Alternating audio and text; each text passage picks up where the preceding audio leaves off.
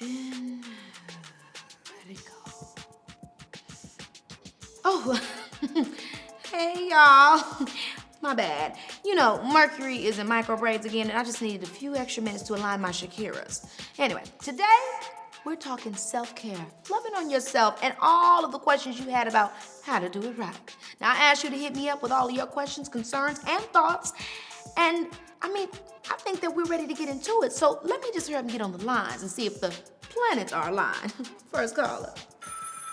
Hi, Keke. It's Brianna Spencer calling from OGLA, Los Angeles, California. I wanted you to talk more about your skin journey.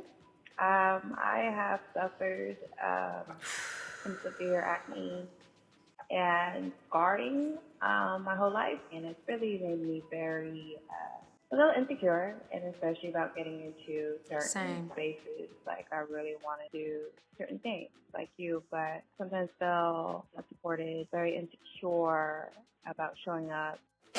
Well, everybody knows I can relate to this up and down, honey. And I wish that there was an easy answer for it, but there's not. And that's why I hate when so many people talk about the acne thing, because everybody's got the damn answers, but yet somehow acne is still this ongoing issue that so many people have to deal with. The first thing is, having acne is not going to stop you from doing anything. As you can see, I have a career that's predicated on how I look, and somehow I'm still making it, bumped up and all, and you just make it do what it do, okay? Your personality, who you are, the beauty that you have inside, it shines through, and you are beautiful regardless of your acne or not, you know what I'm saying? Like, you don't have to feel like that's going to stop you just because you have acne. That's number one. Perfection doesn't exist, okay?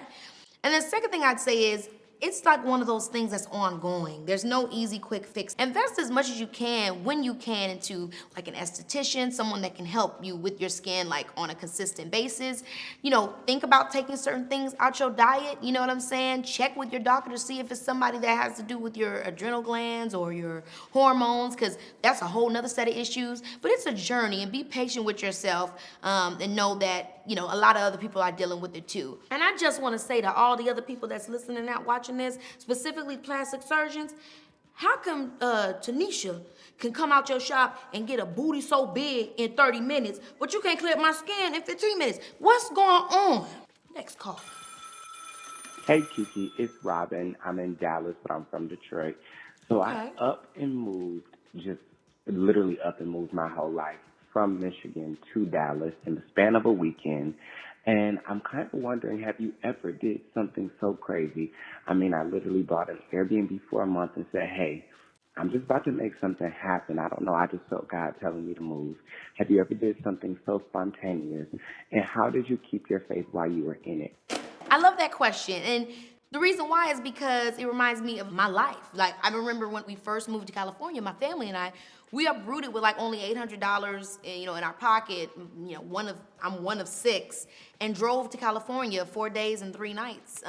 You know, and that is the beginning of what has become my career in this entertainment industry. So my whole life is predicated on taking spontaneous chances and having faith and knowing that as long as I'm not following something that's superficial, like I'm not following the validation of others, I'm not following, oh, I'm just trying to make millions, or I'm not following, I'm trying to make this person impress. I'm following, this is what I love. This is what excites me. This is what I'm passionate about. I know that I'm never going to go astray, because all those things are connected to the source, are connected to God. Like, if it feels right in my spirit to the core, I know that I'm always gonna be good. Do your checks and balance of, is this for me or is this for them? And if it's for you, go for it, boo-boo. It's gonna always work out. Even if it doesn't happen immediately, it will eventually. Trust me. Next caller. Hey girl, it's Jasmine. I'm from the San Francisco Bay Area. I'm a mother of 2. I'm a community leader, and I just love what I do. But you know what my issue is? Burnout. I'm giving all the time. I'm giving back to my kids. I'm giving back to my husband. I'm giving back to my community. Girl, I don't know how to give to myself.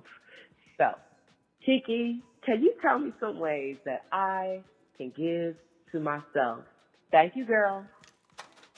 First of all, she is doing it, girl. She taking care of everybody, and then some. In our lives, we schedule our work. We schedule whatever we need to do for our kids. We schedule this, we schedule that. And usually the time that we have for ourselves, it's kind of like, I'm just in the bed laying down.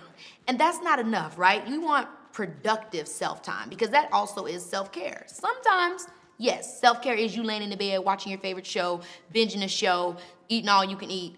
That is a version, but that doesn't feel active, right? So we have to always remind ourselves how to schedule in active versions of self-care. And what I mean by active versions of self-care is like doing something you like solely with yourself. That could be going to watch a movie. That could be doing a pottery class. That could be going and doing a paint class. That could be anything that you love doing solo. You gotta make time for that. And then lastly, I'd say I always keep a journal, man. I've been keeping a journal all my life, and it's a good way that I show self-care to myself because I just kind of like get it all out of my head. The simplest, reality of self-care is just taking time for yourself, doing something that's solely for you. And that can be hard in a world where we're constantly told to do everything for others. So just make it a point to take that time. Next caller. Hi, Keke. My name is Sia. I'm from South Africa. And I just wanted to ask you a question, and it is, what did you do when you felt like giving up? Like just giving up on everything because like you felt like you were in a very low position. I just need advice on that. Thank you. Thank you. Oh man, I think everybody hits these walls, but I think the thing that makes it so hard for us when we hit these walls is when we try to pretend that that's not what's happening. And I think for me, the thing that's always helped me is when I feel like I'm breaking down, I say I'm breaking down. Like I genuinely, like I tell everybody, get back. I like turn into ludicrous real quick. And I'm just like, back up off me, but back up off me. Because I don't have the space, I don't have the capacity, I don't have the patience to deal with this. And I'm like, I just shut myself down. And I think it's almost like that, you guys know that movie, the Pixar movie Inside Out? It's like that. If you need to cry, cry. If you need to be angry, be angry. Those are also versions of self-care because it's you allowing yourself as a human to experience your emotions. We have them for a reason, so don't lock them up. If you feel like you can't take it, let yourself just get that out. Because guess what happens? Once you let that energy out, you make room for the other feelings to come in, which are, you know what? I could do this. You know what I mean? Like I'm strong. I can work through this. Let me think. You're able to clear your head is clear enough for you to be able to think a little bit more rationally, a little bit more responsively, if that's a word. But you're able to respond to your scenario better than just like reacting to it. So create your space, your bubble. Scream into that pillow if that's what you need to do. And then calm down, relax. Once you took your beat, maybe even it's a couple days, 3 days. I give you a week tops. Then it's time to go to the drawing board and see how we're going to find our solution. But you'll figure it out. Also, I just realized Miss Girl was calling from South Africa. What's the bill on that? Well, that was fun. Oh, 1 second. Whew, y'all, I sure feel a little bit more cared for. I hope you do too. I definitely found my cheek. Keke cheek has a ring to it. Remember, y'all, take time for yourself. And I'll see you next time. You know the line.